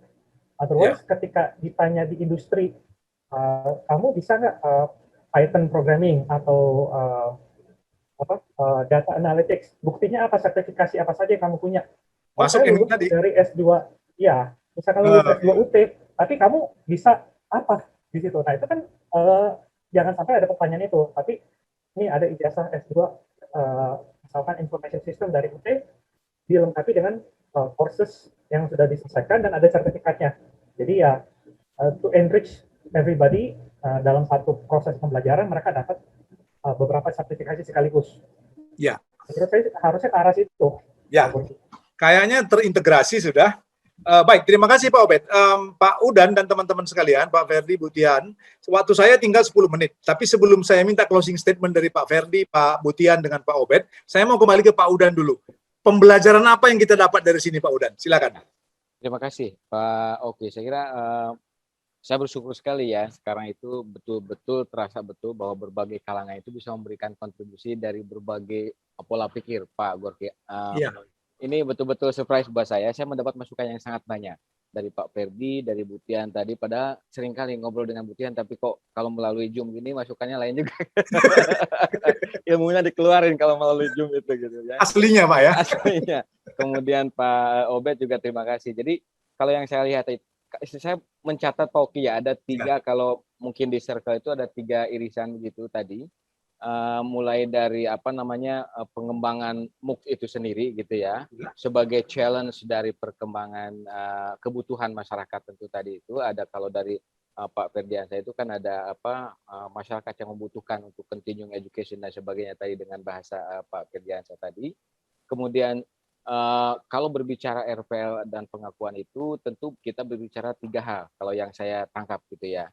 Pertama, kita bicara tadi, saya kira Bu Tian ya kalau tidak salah, mutu, validity dari bahan-bahan yang dikembangkan tentu oleh provider gitu ya. Nah, selain validity tadi itu, kemudian saya membaca dari Pak Obed itu istilahnya mungkin tadi kemasan gitu ya. Kalau Pak Ferdi tadi itu kan ada D1, D2, D3, D4 sampai apa gitu ya, paket A, paket B, paket C. Paket A, paket B, paket C, paket D, E, F gitu ya. Ini jadi learning path-nya tadi kalau misalnya disesuaikan dengan Microsoft itu learning path-nya. Nah, artinya ini challenge buat program studi saya kira buat UT supaya kita bisa berlatih mengembangkan learning path-nya itu yang betul-betul bisa tidak jauh berbeda dengan yang dibutuhkan dengan masyarakat, dan yang sebetulnya sudah disiapkan oleh provider-provider di sekitar kita, termasuk misalnya oleh Microsoft gitu ya. Ya. Sehingga kurikulum ini bisa betul-betul fleksibel, mendekatilah begitu, sehingga nanti ngurusnya tidak terlalu sulit pada saat RPL itu. Nah, tadi itu juga menarik juga dari Butia, accessibility ya, accessibility itu baik dari sisi OER-nya, connectivity-nya gitu ya. Dan saya kira memang accessibility masyarakat terhadap sumber itu masih merupakan hambatan ya, masih merupakan masalah lah, barangkali bukan hambatan bagi kita. Nah, hambatan itu bisa dari infrastruktur misalnya ya, tetapi bisa juga dari literasinya itu sendiri gitu, Bu Tian. Jadi saya kira kalau itu masalahnya dari literasi, saya punya komunitas GPIP itu, saya kira memang masyarakat sangat membutuhkan kehadiran pendidikan tinggi. Maaf, GPIP itu apa? GPIP? Guru penggerak inovasi pembelajaran itu Oke, sebuah komunitas yang dibangun oleh KIP. Di dalam itu ada guru, ada alumni gitu ya, tentu ada dosen-dosen juga. Jadi mereka berbagi. Jadi Pak Ferdi, kami punya forum Pak Ferdi. Jadi punya forum berbagi gitu ya. Jadi siapa bisa apa dibagi ke siapa gitu. Jadi betul-betul kami memberikan yang kami bisa gitu, tanpa harus ada rancangan jadwal dan sebagainya. Yang penting kan tujuannya jelas gitu. Nah, jadi kembali ke tadi, 3 hal yang bisa bisa saya pelajari itu adalah, jadi sebagai perguruan tinggi Pak Ogi, saya kira memang banyak hal yang harus kita pelajari ya, bagaimana mengembangkan learning path-nya tadi gitu ya, supaya kurikulum ini menjadi kaya, menjadi fleksibel, sehingga bisa mengakomodasi kebutuhan dari masyarakat yang disampaikan oleh Pak Ferdi tadi itu. Dan jangan sampai misalnya kita terlalu jauh dengan provider-provider yang memang gerakannya itu memang di situ gitu ya. Microsoft, Google, dan sebagainya gitu kan. Memang mereka sangat cepat gerakannya untuk mengembangkan mikrocourse seperti ini, lengkap dengan learning path-nya, lengkap dengan kurikulumnya, silabusnya, dan sebagainya. Nah, itu tantangan saya kira bagi kita, supaya mungkin kalau berbicara kurikulum itu tidak berbicara hanya mata kuliah saja, tapi bagaimana kemasannya, learning dan sebagainya. Saya kira ini pelajaran yang saya tangkap Pak Guru, dan ini pelajaran yang sangat berharga dari Pak Ferdi, dari Bu Tian, dari Pak Obed begitu ya. Dan saya mengaturkan terima kasih banyak ini. Baik, saya akan kembali lagi ke Pak Udanti untuk closingnya. Pak Ferdi, Bu Tian, dan Pak Obed. Saya mulai dari Pak Obed. Apa ekspektasi yang paling visible dari diskusi kita ini kalau disoroti dari aspek teknis? Nanti kalau kebutuhan mungkin dari operasionalisasinya, kalau dari Pak Ferdi mungkin strategic planning kita ke depan seperti apa. Silakan Pak Obed dalam 2 menit barangkali sebagai closing statement. Kalau dari sudut pandang saya, Pak Gorky, pertama dari orang industri, ini sudah siap, sudah ada. Ya. Perkara mau atau tidak diadopsi. Kadang yang paling sulit itu membuka diri untuk memanfaatkan apa yang sudah ada dari luar. Ya. Ini pengalaman saya juga karena tadi perguruan tinggi, terkadang ada ego internal. Mohon maaf kalau ini menyinggung teman-teman, tapi ini yang saya rasakan sendiri. Terkadang akademik itu merasa ini harus produk pemikiran sendiri. Padahal apa yang sudah ada terkadang tidak jelek dan malah lebih siap pakai dan siap untuk dimanfaatkan. Jadi silakan dievaluasi dan kalau saya boleh berkata ya, silakan dimanfaatkan, silakan diadopsi dan dimodifikasi sesuai kebutuhan. Apa yang disiapkan ini tidak mutlak harus dipakai utuhnya langsung begitu saja, tapi boleh saja dikemas ulang. Nah, jadi silakan dimanfaatkan yang sudah ada. Ini merupakan kalau dari sisi kami pun di industri ini investasi. Kenapa? Bagaimana memajukan SDM di seluruh dunia yang banyak untuk dapat mengadopsi teknologi secara cepat. Ini problemnya bukan hanya di Indonesia, tapi di seluruh dunia. Ya, silakan dimanfaatkan. It's there anyway. Kalau nggak dipakai malah sayang. Ya. Itu dari saya. Pak Obed, terima kasih banyak. Berarti kata kuncinya nanti itu adalah tingkatkan komunikasi supaya bisa bersinergi dan berkolaborasi. Itu bahasanya Pak Ferdi tadi, itu saya tangkap. Baik, Ibu Tian silakan closing statement, sambil saya juga mengucapkan terima kasih karena Bu Tian sudah memberi insight yang sangat luar biasa. Silakan Bu Tian. Closing statement tentang apa nih Pak Oki? Ya ini benang merah tadi kita, tapi bukan dari aspek teknisnya, bukan dari aspek politisnya atau strategic planningnya, tapi optimismenya kita bahwa ini sesuatu yang tidak mustahil. Ya, saya bicara beberapa waktu yang lalu, forum apa ya, saya udah lupa. Saya ditanyakan, jadi kalau ada satu kata apa sih ke depan itu yang paling urgent, yang harus kita kuasai, itu adalah business scheme. Ya. Business scheme. Jadi saya kira jadi atau business model, business scheme atau offering style ya. Jadi saya kira kita perguruan tinggi ini harus mulai melebarkan sayap dan jangan terlalu degree oriented ya. Tetapi kita harus lebih responsif terhadap kebutuhan, dan kebutuhan itu biasanya dengan perkembangan yang begini cepatnya sekarang itu umurnya tuh nggak tahunan. Jadi kalau kita membuat konsep, mengembangkan ide, mengembangkan konsep, kemudian membuat aturan prosedur implementasinya aja udah 2 tahun, by the time we'll finish doing those things, you know, it's already obsolete. Jadi kita harus mengembangkan diri menjadi pemain, yaitu supermarket itu ya. Kita harus punya multiple scheme dalam memberikan pelayanan pendidikan kepada masyarakat. Dari mulai micro courses, non-credential, micro-credential, degree programs, itu menurut saya kita harus buka semuanya. Dan karena kita sudah mendeklar diri sebagai proponen dalam pendidikan terbuka, kita juga menurut saya harus lebih membuka konten kita dan mempromosikan konten kita kepada masyarakat. Dan itu menurut saya untuk UT melakukan itu gampang sekali. It's a matter of willingness gitu. Itu aja dari saya. Ya, ini ini yang kedua saya dengar, tapi saya belum tahu isinya. Nanti saya undang Bu Tian lagi jadi pembicara bisnis model universitas masa depan. Wah, keren ya. Nanti Bu Tian jadi narasumber utama sendiri aja lah, biar tumpah semua Pak Udan ya. Baik, terima kasih Bu Tian. Pak Ferdi, saya menggarisbawahi tadi itu, saya menggarisbawahi tadi Bapak itu menyebut tadi ada kata-kata bagus itu pemetaan kebutuhan. Karena kan kita ini kan Indonesia luas nih Pak ya, 514 kabupaten kota, nah, itu kan belum tentu berlaku di Pulau Jawa misalnya, akan berlaku pula sama baiknya di tempat lain begitu. Kalau melihat konteks Indonesia seperti begini, strategic thinking apa yang bisa Bapak tawarkan kepada kami, atau Bapak advice lah gitu, Bapak nasihati kami. Silakan Pak Ferdi, sebagai ucapan terima kasih kami, dan juga closing statement dari Bapak.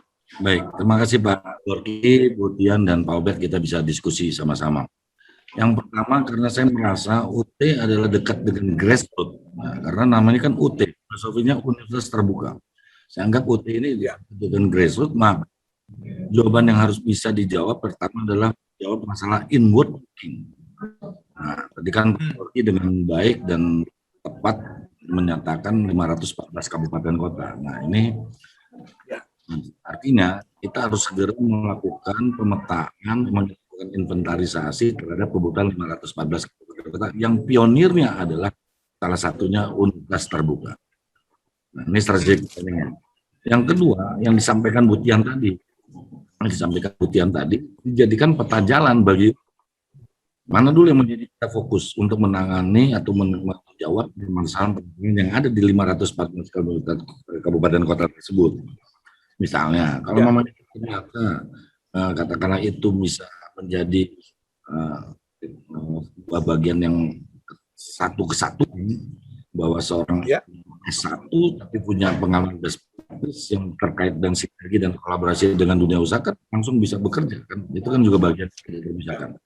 Yang kedua yang disampaikan juga Bu tadi, misalnya konteks penyiapan lektur atau tenaga pengajar ataupun orang yang melanjutkan ke jenjang akademik skill, yaitu soal tadi yang pengakuan yang tadi. Yang ketiga tadi ini yang juga harus diantisipasi dulu, dampak apakah juga terpisah bahwa apa yang disampaikan tadi juga Pak Obed itu bagian part of dalam si mahasiswa UT, tapi dia sebagai adalah jadi bukan pendidikan formal, jadi masuknya kategori pendidikan non formal gitu. Tapi ini harus dikaji lebih lanjut ya. Artinya kalau saya sih kata kuncinya tadi lah, UT harus menjadi pionir menjawab kebutuhan in looking di Indonesia Sehingga apa yang diinginkan tadi juga informasi dari Butian tadi juga bisa terjawab paling tidak. Nah, terakhir, nah kita 4K1F punya komitmen kemudian kita telah dilakukan secara konsisten. Akibat konsistensi itu konsekuensinya tentu diikuti dengan memiliki kompetensi, dan akhir F itu adalah bukan Ferdiansyah tapi fokus mau di mana gitu ya kan. Jadi saya rumus 4K1F, Pak. Komit ke konsistensi, konsekuensi, apa yang tahu yang dikomitmenkan yang dilakukan secara konsisten, punya kompetensi dan fokus kita garap. Harapannya itu bisa membuat tantangan dalam rangka meningkatkan peran dan fungsinya dalam dunia pendidikan tinggi di Indonesia. Kata kuncinya. Terima kasih Pak Gorky, Butian. Iya, terima kasih Pak Ferdi, terima kasih Butian, terima kasih Pak Obed. Teman-teman sekalian, terima kasih juga tadi ada Bu Rini, ada Bu Dewi Yulia, ada Pak Dodi ya, Pak Dodi sudah berpartisipasi melalui pertanyaannya. Dan kita akan ketemu lagi besok masih bersama Pak Ferdi, tapi kita akan melihat besok dari angle yang berbeda. Terima kasih banyak, saya menjadi pintar hari ini gara-gara ketemu sama orang yang super pintar. Pak Udan, saya kembalikan kepada Pak Udan, lebih kurangnya saya mohon maaf. Wassalamualaikum warahmatullahi wabarakatuh. Waalaikumsalam. Pak Gorky dia juga pintar, masalahnya itu. Pintar menggali Pak Gorky. Baik, terima kasih banyak Prof. Gorky. Saya kira menjadi manis ya, walaupun 2 jam kita, rasanya kok tidak berasa gitu ya dari awal. Tadi awal ada kurang bagus, ada technical problem ya, technical issue. Biasalah kalau sudah komunikasi via teknologi itu ada aja gitu ya. Tapi sudah menjadi new normal barangkali gitu ya. Terima kasih banyak yang kami hormati Pak Ferdi. Bapak sudah bisa berkenan bersama kami sore ini dan masukan Bapak sangat baik dan sudah kami catat Pak Ferdi. Terima kasih banyak. Kemudian tadi Pak Obed juga terima kasih. Saya kira kita akan lebih sering lagi komunikasi Pak Obed ya. Kemudian Bu Dian, terima kasih banyak. Tadi sudah saya sampaikan, sebetulnya saya sering ngobrol dengan Bu Dian, tapi kalau melalui Zoom begini keluarlah itunya, caripatinya itu. Nah, terima kasih. Tadi sudah disebutkan oleh Pak Gorky ada bisnis model universitas ke depan. Nah, itu mungkin ya kita peras lagi gitu ya, Bu Dian, ke depan itu nanti dengan Pak Ferdi juga gitu. Bagaimana nih masyarakat kalau perguruan tingginya menginginkan seperti ini bisnis modelnya dari Komisi 10 apakah ada sinergisitasnya begitu ya, seperti apa sinergisitasnya. Baik, dengan tidak mengurangi rasa hormat karena ini sudah waktunya untuk diakhiri. Sekali lagi kami aturkan terima kasih dan penghargaan yang sangat tinggi kepada Pak Ferdiansyah yang sudah berkenan bersama kami, kepada Prof. Jandalawati dan kepada Pak Obed. Mudah-mudahan Bapak dan Ibu diberi kesehatan Allah Subhanahu wa taala, juga Pak Gorky, dan untuk para peserta terima kasih yang telah hadir. Nanti saya kira sertifikat menyusul ya, atau yang sudah mungkin barangkali kalau sudah ngisi absen itu sudah dapat langsung sertifikat langsung biasanya, sertifikat dapat ke email gitu ya. Terima kasih, sampai jumpa lagi di waktu yang agak sedikit sore besok. Jadi besok itu Bapak-Bapak sekalian, kita masih akan berbicara tentang RPL, tetapi sudut pandangnya yang berbeda. Hari ini sudut pandangnya adalah bagaimana penyediaan RPL itu, bagaimana RPL itu dibangun, bagaimana RPL itu dievaluasi, dan siapa saja yang bisa mengembangkan RPL itu. Tadi Pak Obed sudah mengatakan Microsoft itu siap begitu, Butian juga mengatakan juga bagaimana strateginya, Pak Ferdi aturan dan sebagainya. Nah besok masih bersama Pak Ferdiansyah juga, itu didampingi oleh Ibu Setjen Pendidikan Tinggi, Ibu Dr. Parikyanti Nurwardini, beliau hadir. Kemudian satu lagi pakar pendidikan hukum dari UPI Bandung. Nah besok RPL itu akan dilihat dari sisi kebijakannya seperti apa. Kemudian mungkin pandangan politik pendidikan politiknya juga seperti apa. Nah, ini saya kira pasti lebih menarik karena mungkin Bapak Ibu sudah mendapatkan bekal hari ini dan besok akan dilengkapi lagi. Jadi sentilan Pak Ferdiansyah di kopi cantik atau kopi apa? saya hadir waktu itu. Ngopi seksi. Jadi Pak Ferdian saya itu bilang karena ini para pengembang kebijakan itu suka kurang komunikasi gitulah, kurang lebih barangkali gitu ya. Nah ini kurang bisa memandang dari berbagai aspek gitu ya. Jadi mungkin mudah-mudahan nanti tidak ada sentilan kepada kita nih forum dialog with expert gitu ya, karena kita meninjaunya dari berbagai aspek. Pak Undan boleh kasih pantun, Pak Undan? Oh, Kasih. I see. Keren nih pasti. Nah, Orang Sunda jago pantun. Mangga, Pak silakan. Undan, Pak Gorky, Pak Obed, karena pantun ini sudah menjadi warisan budaya tak benda dan Indonesia diakui oleh UNESCO, Pak. Ini perjuangannya udah puluhan tahun saya, Pak, sama teman-teman dari kebudayaan. Siap. Jadi saya mulai, Pak ya. Siap. Jalan ke Tasik di sore hari, lihat sekelompok pemuda sedang tertawa. Mari kita tingkatkan kualitas pendidikan negeri dengan menggunakan RPL di universitas terbuka. Wah. Satu lagi. Ya, satu lagi. Oke. Satu lagi. Lihat anak kecil berambut ikal sedang bermain sambil bernyanyi. Dengan menggunakan sistem RPL, mari kita tingkatkan partisipasi kasar melalui pendidikan tinggi di universitas terbuka. Oh. Ini puisi atau permintaan dari Dewan ya?